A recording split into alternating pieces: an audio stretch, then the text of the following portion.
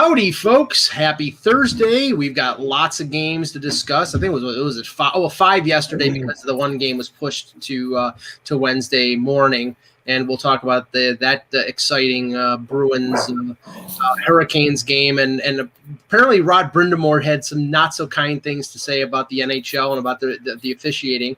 But we'll start with Russ with the pre-show. So we look at today. It's August 13th. And tomorrow, Dunkin' Donuts feels like they have to start putting out pumpkin spice coffee.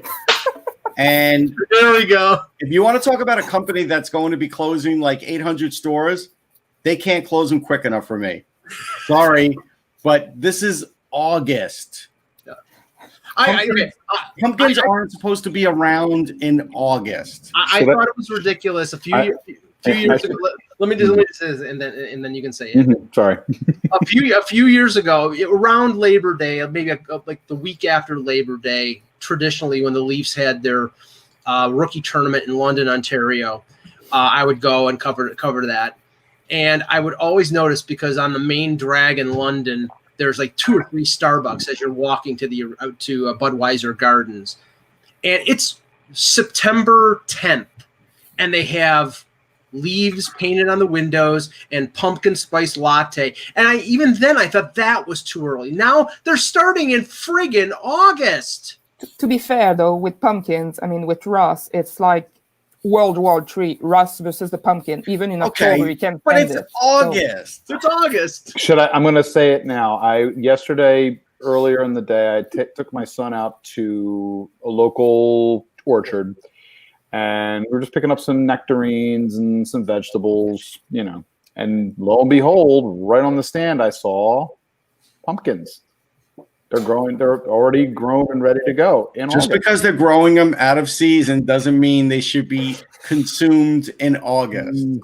Just because you see a poinsettia plant in August doesn't mean it's my rule is September before because it's officially the month of fall. It's the first month of fall. I know it's still warm. I can live with September. I'm okay with September. I agree with you that August is definitely pushing it. But you also got this fall cult of which my sister-in-law is a member of. Love you, Steph. Who cannot wait. Their favorite time of year is fall, and they literally start posting stuff about fall and. It's catered to those people. But it's gone. But it's chemicals. It's not even real pumpkin. It's like it's a concoction. Whatever it is, chemicals. Maybe fall is a concoction in of itself. It's gone too far. Pumpkin spice cupcakes from Hostess. Pumpkin spice Chobani yogurt. I mean, it's. Where's the line? Jan, what would you think about pumpkin spice matzah? You're talking to somebody who actually is a very big fan of pumpkin spice coffee, who has ground coffee from Green Mountain, who makes it throughout the year, and even I will say that's disgusting. All right, I like my pumpkin spice coffee when we get in the cooler. I drink it all year round. I mean, again, you can only get it ordered from them and delivered for a couple of months. So I have several 1-pound bags that I have in the freezer to get me through the year until it starts to be available again. But I'm also one who'll drink eggnog latte coffee. I'm drinking pistachio coffee. I'm drinking creme brulee coffee. I used to be the taste tester at a place by my old office. Anytime they got a new flavor, and I was the guinea pig basically. So I'll drink all that stuff. I have one last thing, Mike.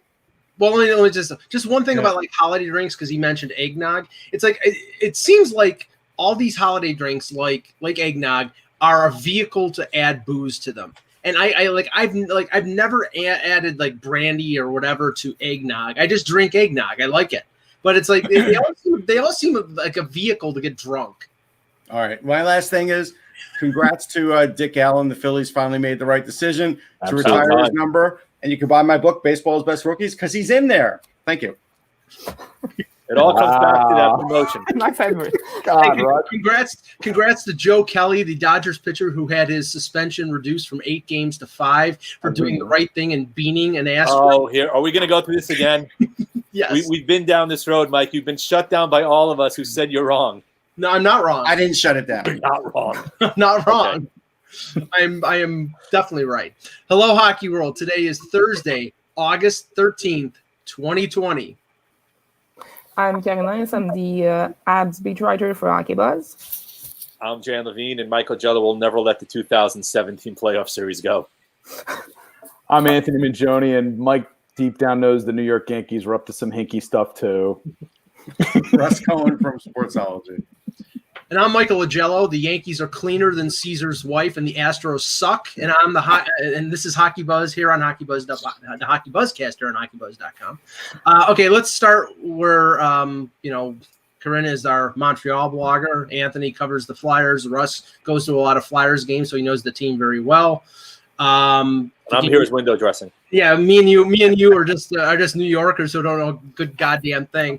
The Game 1 of the Flyers Canadiens series at the Scotiabank Arena in Toronto yesterday ends up being a 2-1 Flyers victory on Joel Farabee's goal in the second period. Really, Anthony, starting with you, then Corinne after Anthony, I got the feeling watching some of this game, it was very chess-like, very tactical early on, sort of playing into the type of game that Montreal sort of has to play to win, but the Flyers sort of beat them at their own game. I would say that's correct to a point. I would say the first period was your classic beginning of series feeling out process, which we always hear about. It's almost cliche at this point, but it's truth. That, ultimately Philadelphia wasn't, they were attempting early on to sort of engage their north-south game. I do think the ice played a big role in this game. I think the ice, and I said this well ahead of time, that that ice was going to be tired after multiple overtime games played on Scotiabank Arena ice, and this game still started at 8:00. So for Philadelphia, they kind of, as the period sort of wore on, after they got the initial power play goal from Jake Voracek, the game began to slow up a bit even further, and that allowed, I think, Montreal to begin to disrupt the north-south game that Philadelphia wanted to establish. And then when we got into the second period, starting with the 4-on-4, Montreal had continual pressure for at least the first 12 to 13 minutes of that period, to the point where Philadelphia really wasn't able to do much of anything. Barely could manage a clean breakout without any sort of issues. And again, Montreal finally was able to cash in finally on the power play, similar to Philadelphia, who had been waiting throughout the entire round robin to get a power play goal. And then the quick turnaround by Farabee. Again, a lot of credit goes to Farabee on that goal because he actually disrupted the pass coming out of the zone that went straight to Sanheim, and Sanheim fired it. And then, Farabee deflected it, rebounded off of Price directly to Farabee, then he tucked it home. Once that period kind of came out, it was pretty obvious, I think, that Alain Vigneault read basically the keep it simple, guys, because it's very obvious that if you try to get too fancy with this team, especially on this ice right now, you're going to have problems. So in the third period, Philadelphia reestablished their north-south game. I think the Hayes line really kind of set the tone in many ways in the beginning of that third period. And ultimately, the biggest story at the end of the day, the constant throughout all of this, after the fire meme second period for Philadelphia, was Carter Hart. Hart did not blink, was not overwhelmed in his first true playoff game, playing across from his idol. They matched each other. It was a goaltender's duel. It was wonderful to watch both of them, as technically proficient as both of them are, making the stops that they made. Montreal got really good pressure, I think, late in the game as they pressed hard. Suzuki nearly scored. It was a very close shot there. And ultimately, even though I still have Philadelphia in 5, this has the potential that if it is only 5 games, it's going to be a battle all the way through, and it could very well go the distance. They can skate with. The Canadians know that they can skate with the Flyers easily. Yeah, it's going to be a battle. Oh, go ahead. Corinne, let me just ask you this, because I mentioned this yesterday when we were sort of previewing the series. Now, through 5 playoff games, the Habs have scored 11 goals. 5 of them have come from Jeff Petrie and Shea Weber. If those 2 guys are responsible for nearly 50% of your offense, you're not winning. So where is the offense? Where is the offense? That's a good question. And right now it's really spread around, but Claude Julien needs to do something to get Thomas Tatar going. Gallagher needs to get going as well, although he's injured. He's got a nagging ankle injury, and you at least see him on the ice. He's creating chances. Tatar, on the other hand, he did hit a post, didn't he, Gallagher? Sorry? I think Gallagher did hit a post. Yeah, he did. And he was, knocking on the doorstep, but Art just wasn't having any of it. But yeah, he needs to do something about Tatar. Yoel Armia as well is on the second line right now, and he's not doing anything. But late in the game, we saw Max Domi being brought up to the second line along with KK and Drouin, and that could actually work, because if you want to wake up your attack, you can't afford to have a guy like Max Domi on the fourth line. Well, yeah, I was gonna say the guy was the third in scoring on the Habs this year, and this is a team that doesn't score, and they have him playing on the fourth line with Dale Weiss. That sounds like being relegated to Siberia when it comes to offense. Well, to be fair, it's crazy, because the year before that he had 72 points. He was the Habs top scorers, and then this season he had like a turnstile on his wings. He never had the same wingers. So how are you going to treat a guy like that? And I hate to say it, but this is a contract year for Domi, and right now it looks like they're just not giving him the chance to prove what he can do. I mean, Corinne, that's silly. I still don't get why they're not putting Ryan Poehling in. If you remember his first game, he had a hat trick. This guy makes things happen, and if they're looking for some offense, and he is a big body, this is a good time to throw him in there. Poehling is not meant to be a big point producer. He's not. He's not going to be a top six forward. I don't think so. I think that's what they think. I would agree with you, though, that he needs to be brought in. What I'd do is that I'd bring down Armia to the fourth line. I'd put Jake Evans at the center of the fourth line and Poehling on the wing, because Jake Evans is a typical fourth line center and he plays well. I would do that too. That's what I'd do. The only other thing I'd say is I was watching Gostisbehere a lot with Braun. There's a lot of unfamiliarity there. And if you noticed as the game went on, they actually mixed pairs. One of the things that was mentioned was the fact that the Vigneault split off the Myers-Sanheim pair and kind of staggered them. And we saw Sanheim with Braun, and we also saw obviously Gostisbehere with Myers, who Myers had a phenomenal game, I thought. He was good, but they need to go back to the original pairings, because I don't think Gostisbehere is going to change the power play, and if he doesn't, he's changing their pairings too much. It depends and in this circumstance, if you feel that, that, and that's going to be something that Alain Vigneault is going to have to take a look at here, is that if he wants to keep Sanheim and Myers together, you might need to you may need to draw back Robert Haig into the defensive pair, and then allow, because again, Justin Braun, he kind of gets put into a defensive role. Yes. And he needs to be activated as well. Braun's more of an all-around defenseman, and asking him to kind of cover for all of Gostisbehere's offensive zone forays. I mean, Ghost looked really good. Looked good against Tampa, but in this game, I thought it was okay, but not fantastic. Well, he still looked better than the Montreal third pair, really, because when Mete and Ouellet are on the ice, it's just like, my God, what's going to happen now? We've talked about him, Corinne. Mete has reverted. They rushed him too much. They gave him too many minutes. They didn't have a choice. He was rushed because we didn't have anyone else. They've ruined this guy. They really have. Well, you know how that, as Corinne says, again, you have sometimes it is circumstance that a guy gets rushed up, but again, it's not perfect for their development. The Luke Shen of Montreal. Jan, what do you think? I don't think he's ruined yet. I wouldn't say he's ruined yet. No. I think that he definitely has. He does remind you. He actually reminds you a little bit of Gostisbehere in some ways. Like in a lot of the similarities. Yeah. But I think Mete's got just a ton of. The only problem is Mete doesn't have the offensive chops that Gostisbehere has. Yeah, but he can skate like. He can skate. He just doesn't have any defense and speed on defense right now matters a lot. So I think that it does. Yeah, but he's not a great defender. He should be getting points for them. Yeah, he's not getting points. Jan, any thoughts?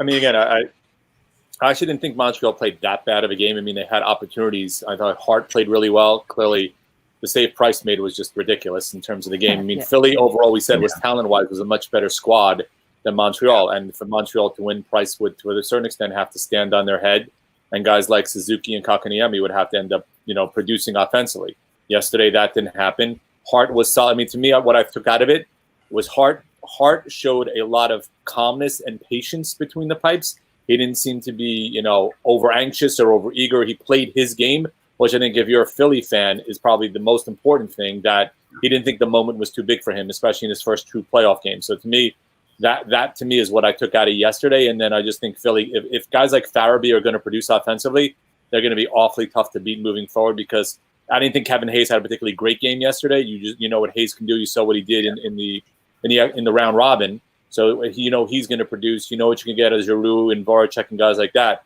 But if guys like Farabee are producing and guys up and down the lineup are playing like that, Philly becomes an even tougher out.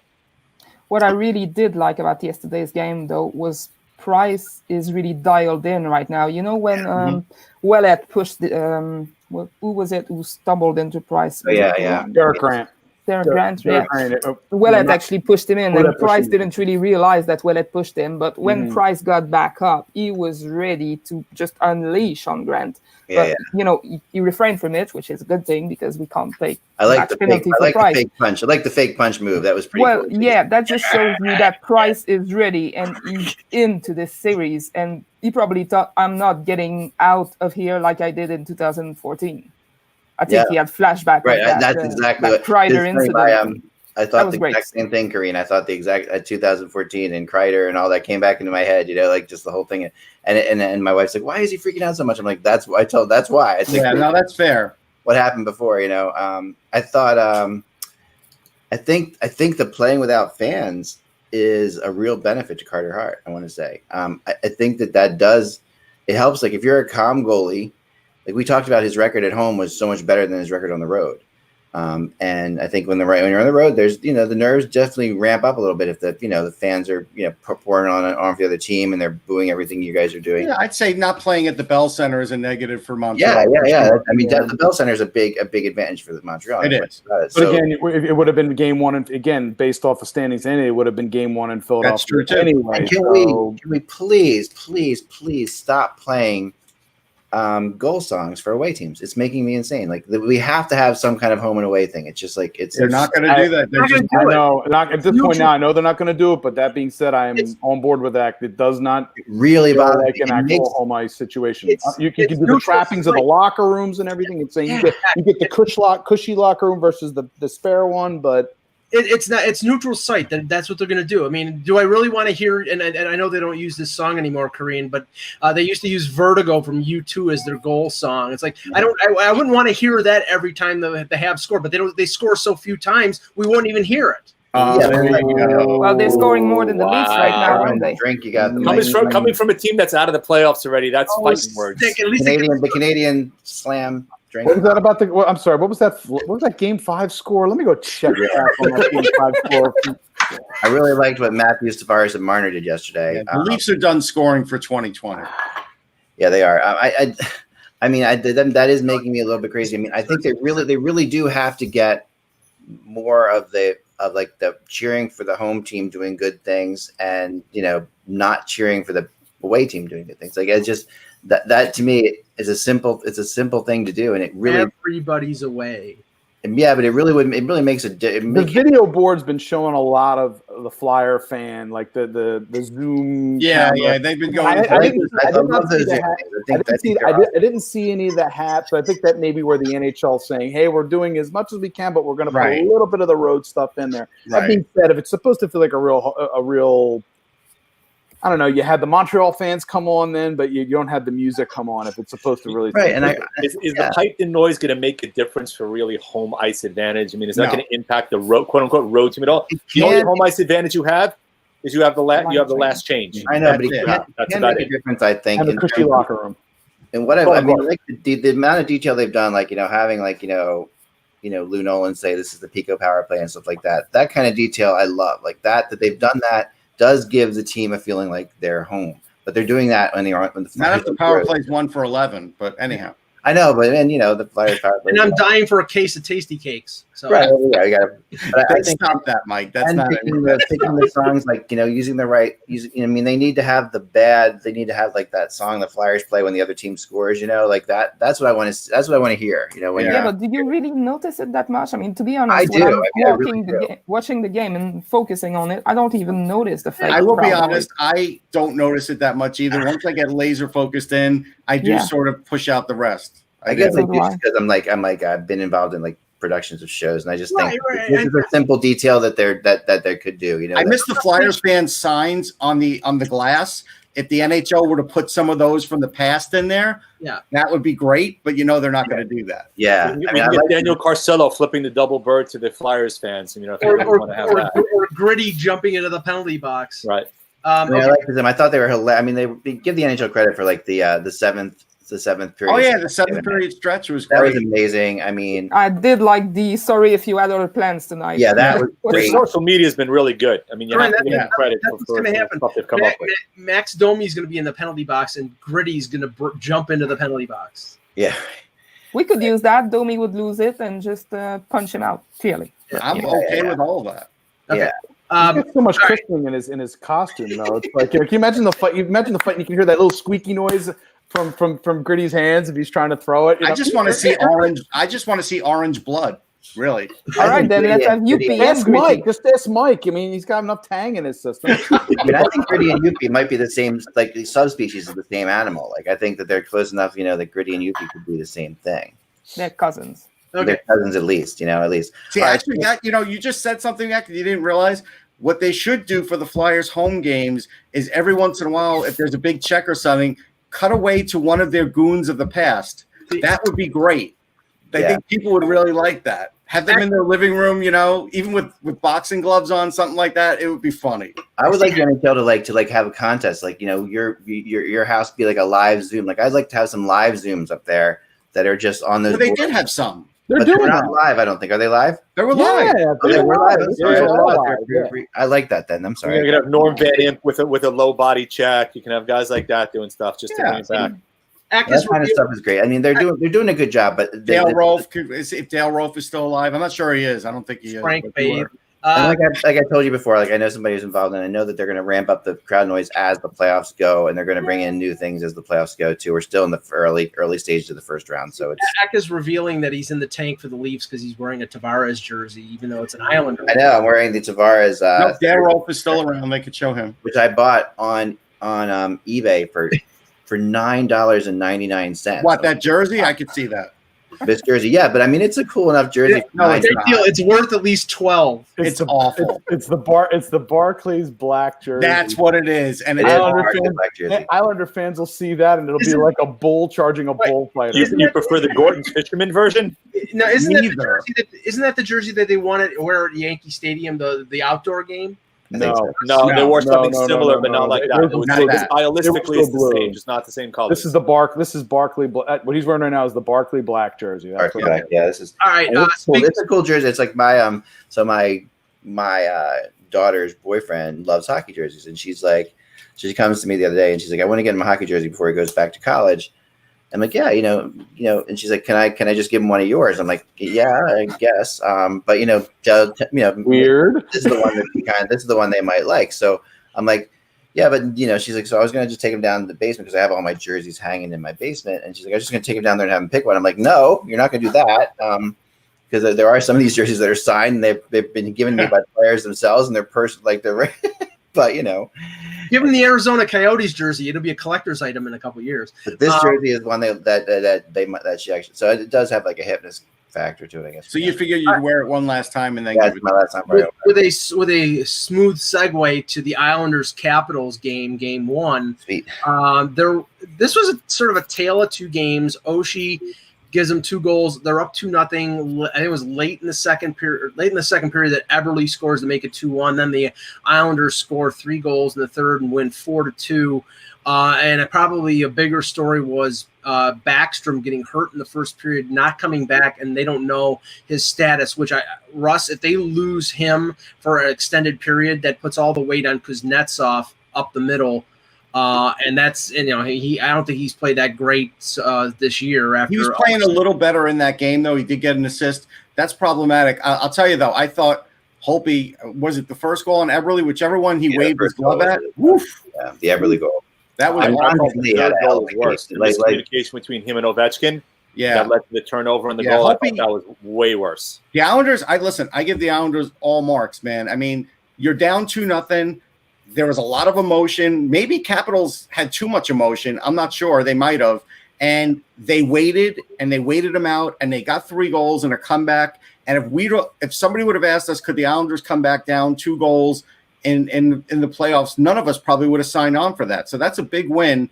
But I've got to watch Holtby now, because that 1 goal especially really bothered me. But you could make the argument for the 2. But still, that's a great comeback by the Islanders. It really was. Now, honestly, have we seen a captain performance like that for a while? I mean, that's like that to me. That was like Lee. That hit that Lee had. I don't think it was dirty, and that was a good hit, man. The hit in the goal and then fighting Tom Wilson. I mean, if you're if you're on the bench and you see your captain fighting Tom Wilson, that's like a serious. Well, it's nice for Lee to make an appearance because he was a non-factor completely in the 4 games against Florida. He had no points.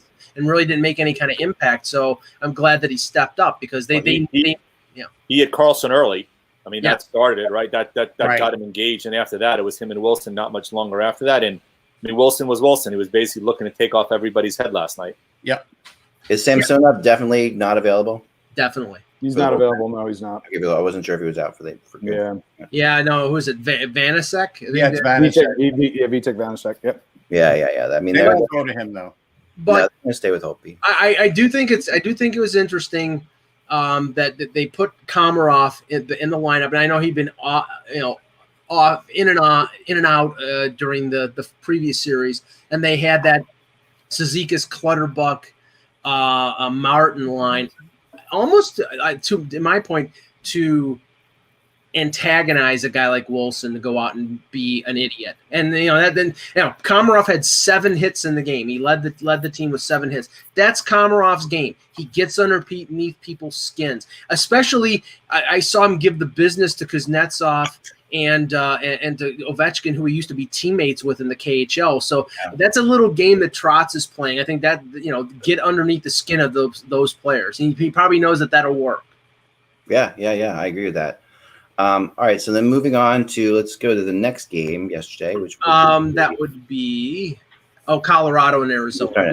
We already talked about the Bruins game. Oh yeah, we talked about the Bruins game. Yeah, Colorado. We talked about yesterday. Right? Colorado, Arizona. Man, Arizona was really not in this game. I mean, just like the fact of the matter is that this was a blowout. Honestly, even though it was a blowout, even though it was 0-0 late in the game, this was a total and utter domination. I mean. That's what it's supposed to be, isn't it? I mean, is there anybody who picked Arizona in this series? No, I don't think there is. It's got to be the most lopsided series out there, and I think 40-14 shots on 14 shots. I mean, that's like you're just not going to get anywhere with 14 shots. It's just ridiculous. But we talked about it yesterday. The thing is that Arizona under Tocchet is trying to play shutdown hockey with a bunch of players who I think are offensive minded, and at a certain point, it's just not going to work because it doesn't feed into what they should be strong at. It's like Clayton Keller shouldn't be trying to win the Selke Trophy. He should be creating offensive. Yeah, trying a little bit, but not much. Which begs the question with regards to their current personnel setup for Arizona. While it was okay, while it worked against Nashville, who again wasn't a particularly well-engaged team, you're going up against an Avs team that's very engaged. Maybe the best team in the league. I think they are. And you have to really be. I think if you're Arizona, you have to kind of let the shackles off a little bit because then if you're playing too tight, and you're not letting some of your offensive guys go, you're basically handicapping yourself to get from giving yourself any chance of winning. Well, this is after 2 periods, I thought honestly we were looking at a game that Arizona is going to steal 1-0. I did too. It looked like Ali playing rope-a-dope against Foreman, where taking every shot he could take, and then somehow find a cheapy goal. But then they got those 3 goals within about a minute and a half, 2 minutes. Yeah. But you can see Colorado, just talent-wise, is much better. Kemper has to stand on his head for them to have a shot. But as Anthony said, they got to open up the gas tank a little bit and give them a chance to win because you're not going to win too many games playing a style like that. You may steal 1, but you're not going to be able to win a series. You know what? Here's an interesting thing. If they want to sort of keep it good defensively and create some more offense, bring in Victor Soderstrom. He would have 5 shots on his own if you give him the chance. And I don't understand why he wouldn't give him the chance. Right. He's not going to do it at this unless there's an injury. He's not like many coaches. They're going to. He might get swept. Yeah, he might get swept. And Corinne, I mean, what Tocchet was good. I mean, it wasn't like he was bad. What Tocchet is trying to do, Corinne, is he's trying to be Claude Julien. He's trying to play that game, limit the chances of a much better offensive team, and try to steal it. And at a certain point, unless you're getting goaltending like Korpisalo or Carey Price. And I don't think Kemper was bad. That's not what Quemper is, though. I mean, to me, that looked actually like a Rocky Balboa fight where the Coyotes were just taking punches in, but there was no music at the end uplifting to make that. Nicely done. No, I actually don't think he's Claude Julien. I think he's the old Michel Therrien in Montreal. Like that's what he feels like to me. Like because Julien in Montreal, you know, at least this Canadian team right now they've got going is definitely a team that they will attack you. Like they will go. Like then they went at the Flyers in the second period. That's what changed this year, though. I mean, before Julien would not have played Suzuki as first center or Kotkaniemi at second. Now he's realizing that we can't win with just Price making the saves. We need someone to put the puck in the net. Yeah, no choice. Back in the day, Therrien would scratch all his offensive players and just. Did you say he had no choice? Yeah, he has no choice. If he wants to win, he's going to have. He would still have done it in the past. Yeah. He wouldn't have changed it. That's new from this year. Seriously, I do agree with that.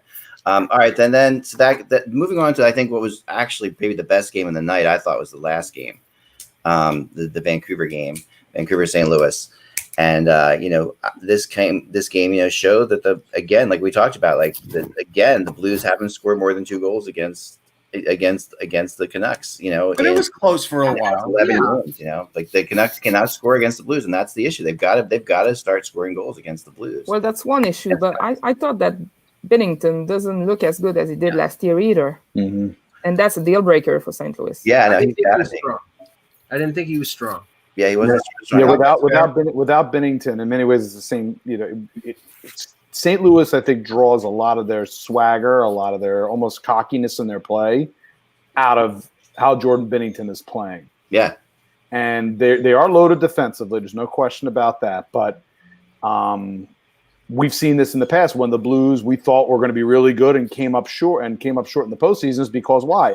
The goaltending wasn't good enough. The goaltending wasn't good enough. And guys like Tarasenko didn't score goals either. Or did the Blues just not show up in the third period? I mean, which is damning in this case because again, this is now where you're and this goes to and this does go a little bit to what Eck was saying the other day, and I'm starting to think about that even more and more. That is the bubble situation something that is causing them to kind of disconnect a little bit, whether they would admit to it or not. Yeah. That game last night to me was evidence of a team that's doesn't have their mojo. Yeah, well, I think the teams that did the round robin are less pumped than the guys who had the qualifier round because it wasn't as serious games as it for them, and they're not quite in the zone yet. Well, Jeremy Rutherford from The Athletic had a good point that he mentioned after the game, and the fourth line. Not to say that the fourth line was responsible for the loss, but the fourth line for St. Louis yesterday was Mackenzie McEachern, Jakob Delarose, and Troy Brouwer. Yeah. And he's saying guys like Sammy Blais, who was nailing everything against the wall last year in the playoffs, Barbashev, who played fantastic, and Alex Steen, who's a grizzled veteran. Now I don't know if these are injuries or this was choice of Berube, but if they're healthy, they need to be back. Yeah, they need to get some of those guys back in. I agree because they only played the fourth line 5.5, 6 minutes. So, I mean, again, if Barbashev's not hurt, I don't know why you wouldn't play him. And Blais was really good too. The one time I noticed Zach Sanford in that game was when he completely whiffed on that hit. I think it was against Hughes, and he just completely missed. I was like, well, there's Zach Sanford. The only time I noticed Brouwer was when he was spearing Antoine Roussel in the Family Jewels yesterday that went uncalled. So but that's justified. It's Antoine. They're just going at him. Like the referee's looking at him and doesn't do anything. If Antoine Roussel doesn't get at least one cup check a game, he isn't in it. I think against Brad Marchand. The interesting thing about last year's Ryan O'Reilly didn't register a shot. He's got to do better. Yeah. I thought Thomas was doing good with puck movement on the power play, but otherwise he didn't do anything. So, that's to me, the interesting thing about the Blues third period. That's what it was. It wasn't a bad game for them. When the Blues won the Stanley Cup last year, even that Blues team at times could get dominated. And we would see it against where Boston would come out just flying. Boston did dominate them in a few games. I mean, there were periods where Boston would outshoot them by 13, 14 shots, and it would be Binnington. It would be Binnington that would exactly. But especially in the series against Dallas and in the Stanley Cup at times when Boston was dominating, Binnington was a wall. Yeah. And he really wasn't a wall yesterday. I mean, I don't think he. That's fine. I'm not. Everybody's entitled to a bad game. Now, if he continues to play like that, then they're in trouble because you can't go to Jake Allen because Jake Allen is proven he's a backup goaltender.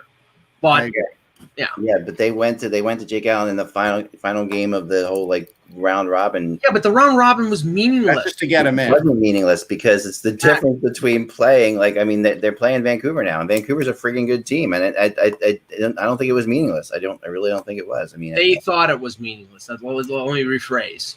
Yeah, I mean, but I felt like they wanted to lose that. When you play in that final game where it comes down to you and I forget who it was them playing either Calgary or playing Vancouver. I think they wanted. I think they wanted to lose that game and didn't. Well, I mean, I got out of that game. I have to say, after watching some of Game 1 against Calgary Dallas. Calgary is playing like a throwback team. They got Lucic out there. Yeah. They got Bennett throwing his weight around. I mean, they're playing heavy hockey. They are. Yeah. And Lucic has scored in 5 straight games. So And I know they're going nuts. They're saying the Blues lost. And the comment, I thought the comment from Lucic was interesting about the coaching change. Yeah, all right, but that's not the real reason. I know, we know, but I was just like, I bet you he got into way better shape in these last 4 months. I guarantee you. I just found it. I kind of got a little chuckle out of it when I heard it. I was like, okay, all right. So I wanted to spend a little bit of time because before we're gonna, obviously we got today's games. And we already talked about them. So what I'd like to spend a little bit of time here since we're going to spend the next 7 hours watching Columbus play Tampa again. 8. I would like to spend some time on what you did, Mike, your thing yesterday with Maple Leafs in the in what we saw, because the Maple Leafs are definitely the story right now, and I have a blog up now. Try to fix the Maple Leafs in three steps, and who can do the best 3 steps. Sorry, we need a lot more steps. Yeah, it is more steps than that. And then I heard somebody today talking about how they felt like. Would you trade Mitch Marner for Werenski? There's all kinds of things out there. Just stop with the Mitch. Go ahead, Mike, and crap. give me your. They're not. Stop with the Mitch Marner crap, because it's not. You've got to trade. It is. It's complete and utter bunk. It really. Would you trade Mitch Marner for Werenski? No. They're not doing it. No, but would you? I wouldn't. No. You wouldn't. I like Werenski a lot, but Werenski could get hurt any year. He's got a little bit of an injury bug to him. Marner plays all the time, and he's a playmaking winger. There's very few of those. I'm not doing. Would I trade him for Seth Jones? Yeah, Seth Jones is a different story. That's a different story. That's a different story, but not Werenski. No. Okay. No, and see, this is the funny thing, because Elliot Friedman talked about this on the Hockey Central show today, and I got the feeling. Listening to Dubas yesterday, he was fairly defiant in some of his answers, especially one to Steve Simmons, where Simmons asked him whether he had misread the quality of the core group, and he emphatically said no. Of course he's going to say no, because if he's trying to trade a Nylander or a Marner and he says, oh, yeah, maybe I misread it a little, then the other general manager is going to say, okay, well, if you misread it, then he's not worth what you're asking for. So he needs to keep up the value of these players. And I think they all have value, but they're not trading Marner because he's making $11 million. He's a Toronto kid, and he's coming off a bad, disappointing year for him because he had a high ankle sprain and with the contract situation with the pressure, just like Nylander had a bad year coming off the contract. Matthews is untradeable and Tavares is untradeable. Nylander is the one. If you're going to move somebody, he would be the one. And I think that what Dubas did, and Dubas, like I said, was defiant in the press conference. He's not going to go out and say, yes, we're going to go make changes. He can't do what Jim Rutherford did, because you're talking about Toronto. You're talking about there were 40 people on the Zoom conference call yesterday, and all of them were asking, well, do you think you can win with this core? Of course he's going to say, yes, I think I can win with this core. But you also can't guarantee they could trade Nylander either, and that's why he won't say that. Well, right. We're talking about guys who've been overpaid, right? He falls under that header of. No, I don't think Nylander's overpaid. What's that? I don't think Nylander's overpaid. He was on pace for 35 goals, and he's making a cap hit of less than $7 million, and his money being paid out is less. Right, but is the market value, the perception of his market value at that point now, based upon what he's looked like ever since he signed that contract? He had a career year this year, Jan. Right, but in the playoffs, the same desire is not there for Nylander in every shift, and you could see it. He had no intensity in these playoffs, none. They didn't know what to do in the. That said, I thought Marner was okay. Marner wasn't great either. He didn't have a game plan in these playoffs. He didn't want to shoot. He doesn't want to. I know he's a playmaking winner. He just seems to me sometimes that Marner has when he gets into the postseason, he has a hesitancy to shoot. Like almost like he's overthinking things, but not letting his instincts take over. This is the overall, and I'm going to write about this in a little bit. This is the overall feeling that I got from listening to Shanahan and Dubas. Okay. Shanahan was much more, I think, on point in terms of, well, we know we have to be more multidimensional. We know that changes are going to have to be made. Didn't go into specifics. He backed Dubas. He backed the vision that Dubas has. But Dubas was like, okay, I'm not going to attack my players. Things didn't work out. We need to devote ourselves to doing better. There's always going to be changes made. But he didn't lock himself in. But if you don't think that Dubas is not a sharp guy in terms of recognizing that this team is flawed, then I give him credit for reading the landscape and will be able to do something about it. Whether he can do the right thing about it, they're already talking about right now them going out and trying to sign Radko Gudas as a free agent. I've heard that. I read about that a long time ago. But they're going to have to clear money even for that. Gudas is going to make more than he's making now. Well, even though the cap is flat. Yeah. GMs like Gudas because he throws his weight around and he's better defensively than he used to be. He's not coming cheap. No, he's not coming cheap, but they're losing $4.5 million off of the cap because of Cody Ceci. So if they pay him less than that, they only have 2 restricted free agents to pay. And I will bet you anything that Kyle Dubas will do the same thing that he did last year, go out and trade for the next David Clarkson, a contract with somebody on LTIR so he can expand his salary cap a few more $1 million because they don't. You're right, they don't have the cap space. And what draft pick is he trading for that? No, he won't have to because if a team like Ottawa is paying $4 million to Marian Gaborik, $4 million that Eugene Melnyk doesn't even have. They need to get to the floor though. They have to. Right, they need to. They're not paying that because he's hurt. That's coming out of insurance. So the one thing I keep going back to with the Leafs at the start of the season was the fact that I think a lot of people, and Mike, you would concur with this, was that the Barrie acquisition was supposed to help. Was supposed to give you guys some more depth, and it just didn't. And if you read between the lines of the comments that Dubas made, he basically threw Babcock under the bus. It was like, well, he didn't really start playing well until late October. What happened? But he had this entire time now to play well, and he still didn't. Well, he played better offensively, and he was a quarterback on the power play. But was he? The thing is, the Barrie acquisition in terms of what they needed to address on their defense was flawed. And the simple thing, Tyson Barrie is a very good power play quarterback, an offensive defenseman, and puck rusher. And this team needed somebody more like Jake Muzzin than they needed like Tyson Barrie. So they got what they could get. Can I ask just one more question again with regards to this? Are there times, at least in terms of how this team sort of is structured, where you look at it and you say, did they looking at ex-Jersey right now, obviously, what would the path of the team be had they not necessarily gone as hard in for Tavares as they did? Maybe would the structure of the team be better, Mike, had they not splashed out as hard as they did? I mean, listen, I know they wanted they went after Stamkos hard, right. And they wanted that star player there. But now we look at the construction of the team. They look back and say maybe Anthony, I think the crossroads was not the Tavares signing, because they could have said, we go out in free agency, we're spending $11 million on Tavares because Tavares is a franchise player and he's our future captain and difference maker.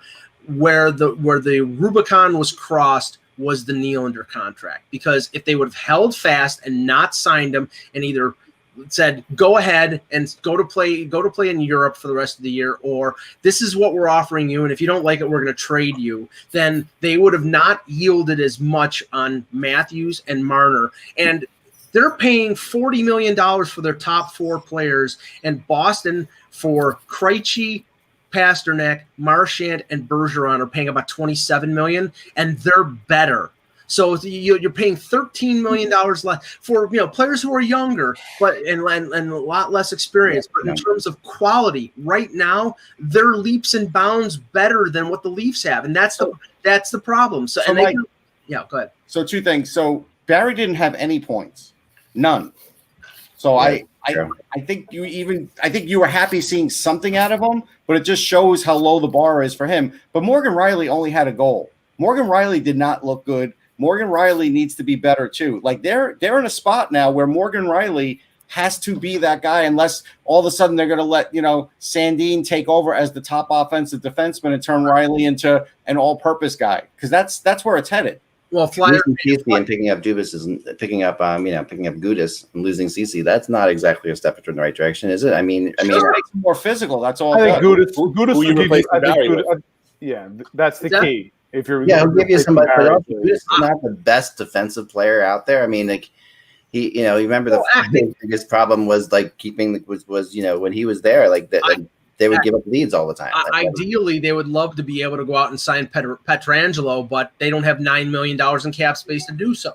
So, and I just said Flyer fan 16 said the Nylander contract is not what got them in trouble. Yes, it was, because it set a precedent. They could not go out and say, Matthews, you need to take less like William Nylander did. They paid Matthews the second most amount of money in the NHL behind McDavid, and he deserves it because he's a great player. But then they couldn't hold the line on Marner. Marner got almost $11 million. If you get Nylander, either take a bridge deal or take less, then everybody else falls in line. Like in Boston, where Pasternak Marchand took 6.1, and then Pasternak took 6.6, and now that's probably the best contract in the NHL.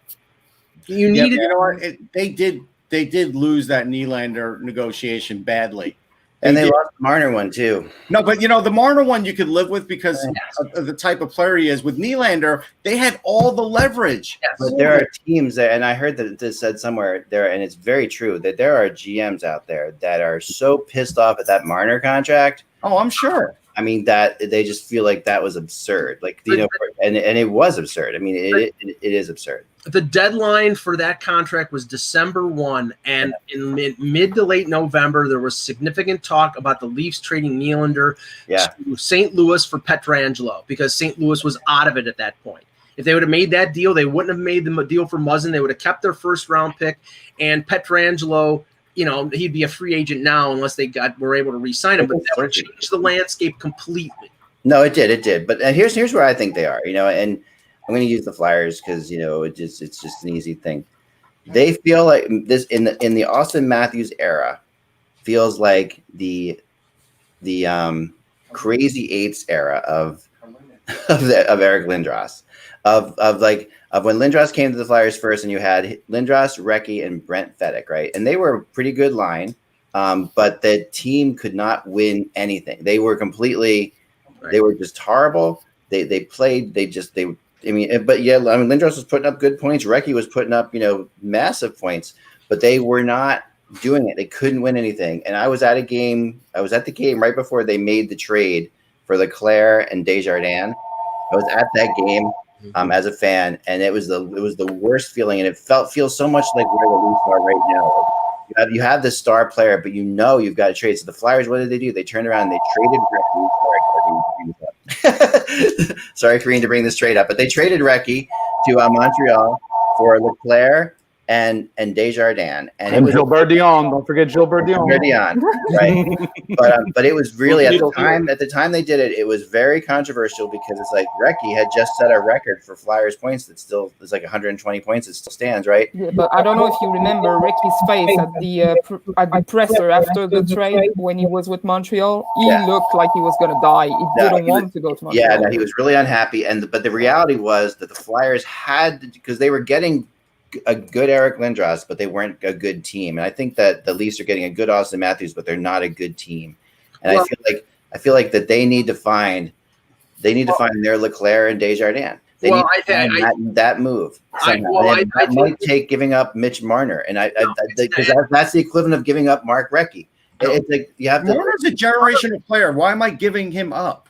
Recchi was a generational player. No, he was not. He was a really good player. He was an excellent player, but I wouldn't call him. I'm not saying I'm not going to say that every metaphor is exactly perfect, but I'm saying the idea here is that they had a player here that was their leading scorer, and they gave him up to get a.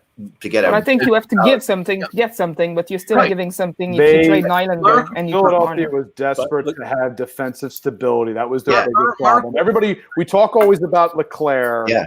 Because of nobody envisioned what LeClaire was going to turn into with. Right. It was always about Desjardins. And was it pretty good in '93 though, Anthony? In the playoffs, he actually had a little bit of a coming out there. He did, but then the following season, right afterwards, they tried to play him at center, Montreal. Yeah, and they had during the playoffs, if I recall, Karine. Right, they played him a little bit at center. I'm not sure. I was 13 years old back then. He might have been wing again. Well, And the difference here is Mark Recchi at the time of that trade was 27 years old. Not to say that he was past his prime, but in the middle of his prime. Mitch Marner is 23. And he's led the Leafs in scoring up until this year, the first 3 years of his career, or the last 2 years, excuse me. Yeah. So I'm sorry. It's like, but you're not going anywhere with this. So, Mike, if you need to change the culture, if you need to change the chemistry and the culture in the room, who are you moving? Nylander. You're presuming that everybody values Nylander the same way you do, or the same way the Maple Leafs do. I don't think they do. Well, I'm sure there are teams that do. Okay, but who are you getting back? Like, that's great that teams do, but you need to target something to get back that fills that need. Either they're trading for a defenseman or they're trading to get young, cheaper assets so they can sign a defenseman. Okay, you know what else? I agree with that, but I'll tell you who else they really fouled up with. They gave way too much cash as a bonus to Kasperi Kapanen. He has never done well in the playoffs, and he may not have the biggest cap hit, but they've given him so much cash. And they screwed around with him this year. After he had a career year last year, they moved him from right wing to left wing. He can't play left wing. He's played his worst hockey playing on his off wing. They kept yo-yoing him back on the left wing, right wing, top line, bottom line. I mean, it was all over the place. I would be surprised. Again, maybe they don't trade Janssen because Janssen is coming off a knee injury and his value is down. They probably have to reestablish his value. They're not trading Kerfoot because Kerfoot's a center, and he started. I don't think they can make that. I didn't hear Dubas say he was untradeable, Mike. I like Alex Kerfoot, but I didn't hear he say he was untradeable. I'm saying he's untradeable. Okay, you're not the GM. Yeah, there you go. You like Freddie Anderson still, so okay, Russ. They're gonna start Freddie Gauthier as their number 3 center. That'll be a recipe for success. Maybe when they trade Kapanen, they could get another center, and then maybe they get another center. Kerfoot's a good third line center. Okay, Kerfoot is good, and I agree with that. And I think Kerfoot is more of what they need. Like that is the kind of player that they need. And because he's the kind of guy like you never see these teams make good Stanley Cup runs without really good third or fourth lines. That's the reality of it. It's always he's a pretty good player, but that's what he is. He's a pretty good player. But more than likely, what's going to end up happening is they'll end up trading Kapanen his $3 million salary, and then there is value. He's got value out there because he could skate. There's definitely value. Yeah. So and the $3 million that they'll save, or at least $2 million of that, Nick Robertson will end up being inserted in the lineup on an entry level contract. Yeah. He's got 3 years at under $900,000. So there's a lot of saving there, and they apply that money along with the money freed up by CC and Barrie to their defense. But I still believe if they're going to get that impact defenseman that they've needed forever, that the only way they do that is by trading a valued player like Nylander. Yeah. Matt Dumba for Nylander, something like that, makes a ton of sense. I mean, Subban for Nylander, we talked about that. No, you can't do Subban for Nylander. I wouldn't. No, he's not going to. I don't think at this point he's going to. That's too risky. You're taking on too much. You got to have. Again, I've said this before about Subban. I think he needs to have real good structure with him defensively, and the Leafs system doesn't provide that. And we saw this with New Jersey. Unless you play him with a stay-at-home guy like Muzzin, and unless Subban is making half of what he's making right now, which would mean that the Devils retaining 50% of his salary, I don't see how they do that. I mean, PR-wise, it would be fantastic, and if he can come back, since he's working out with The Rock, that makes him get back to where he was a few years ago. But other than, that's a big risky maneuver if they went for that. You know what? Trade Kerfoot or Kapanen for Severson. New Jersey would do it. They would save some money, and it would satisfy both teams. Kapanen for Severson? Yeah. I don't know if they do that. I'm not sure if Jersey does that. I don't think they do it. Yeah. I think Nylander. You start talking Nylander. I think if you're talking, they don't Nylander, like him there.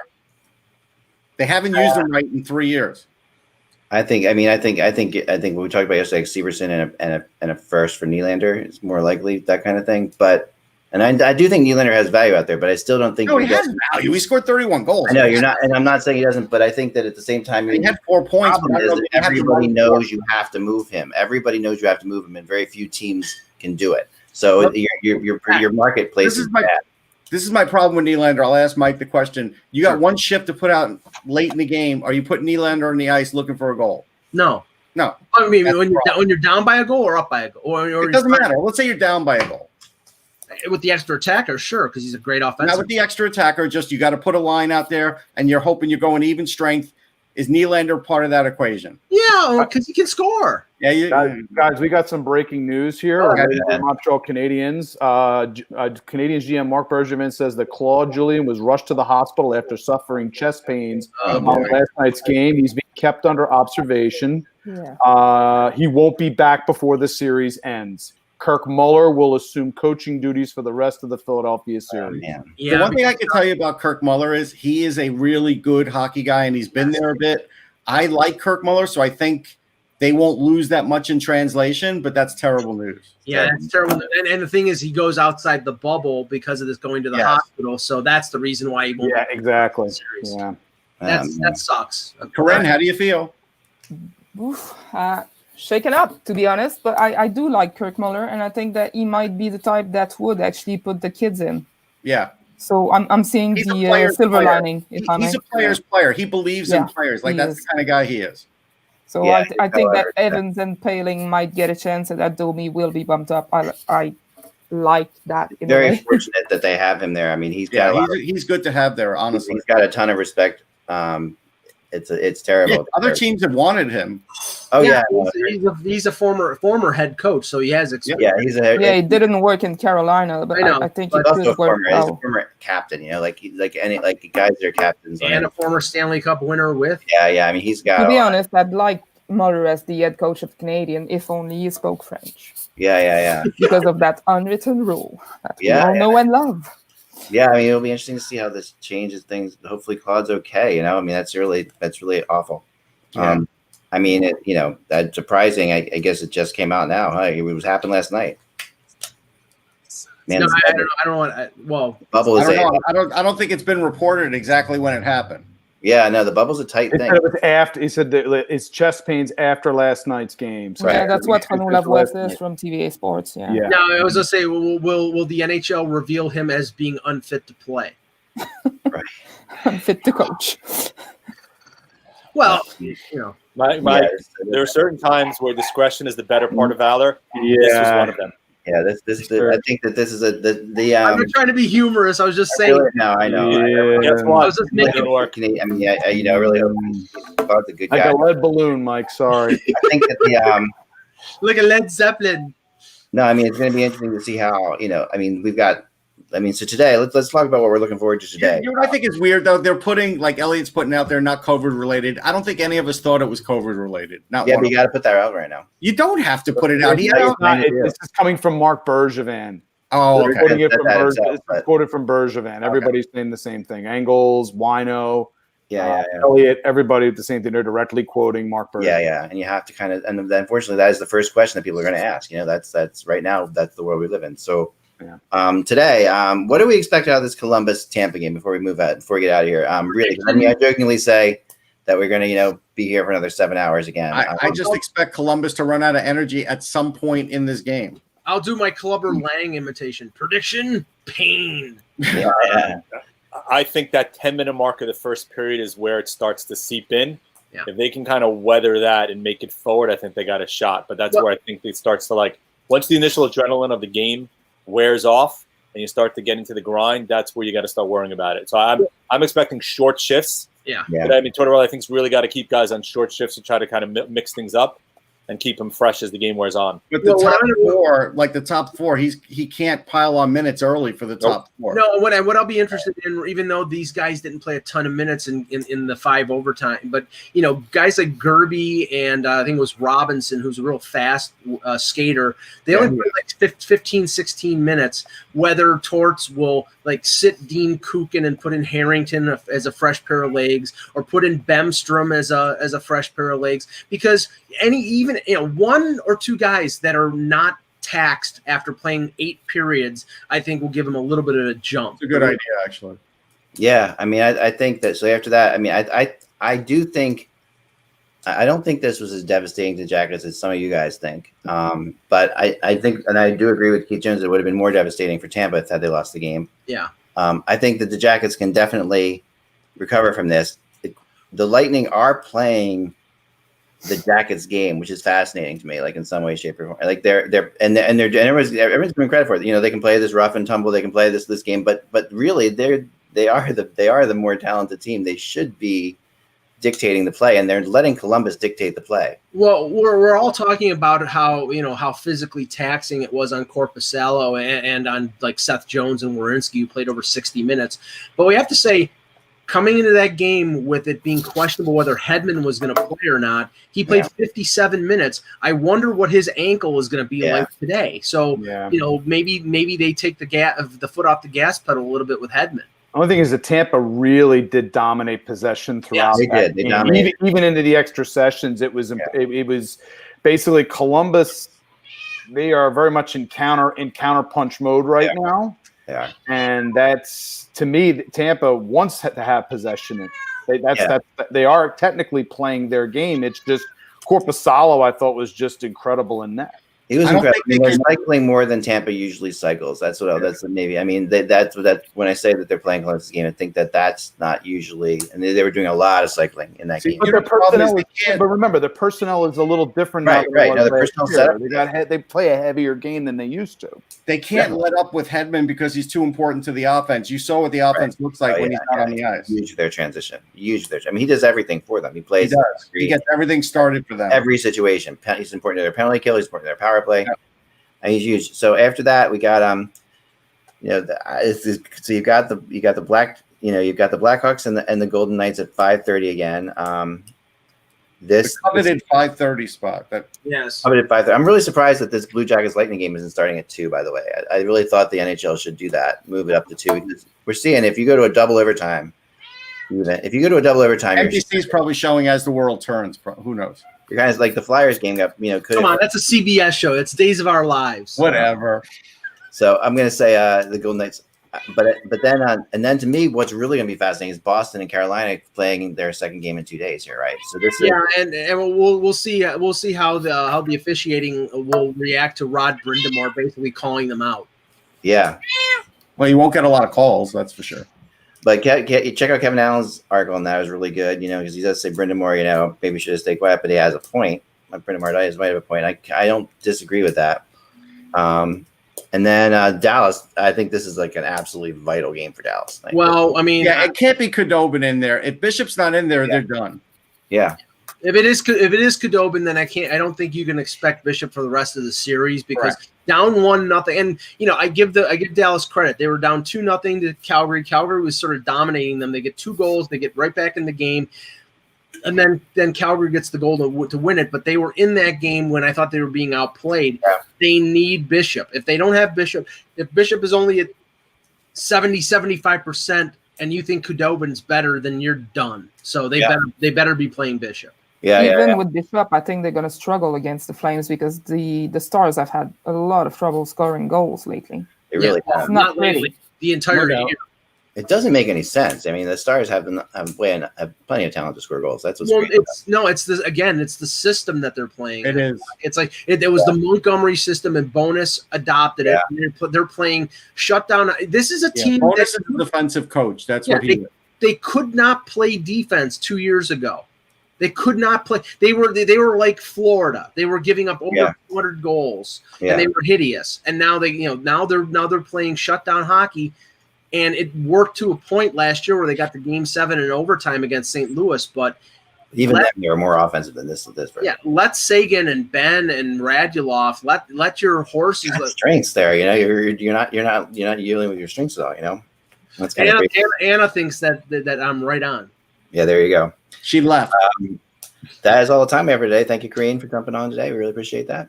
Thank you for having me. Be back again tomorrow with we'll have the Flyers tomorrow for sure. Flyers Montreal 3:00 tomorrow, right? And this is 3 o'clock or 3 p.m. time. Yep. All right, folks. Remember, without the buzz, it is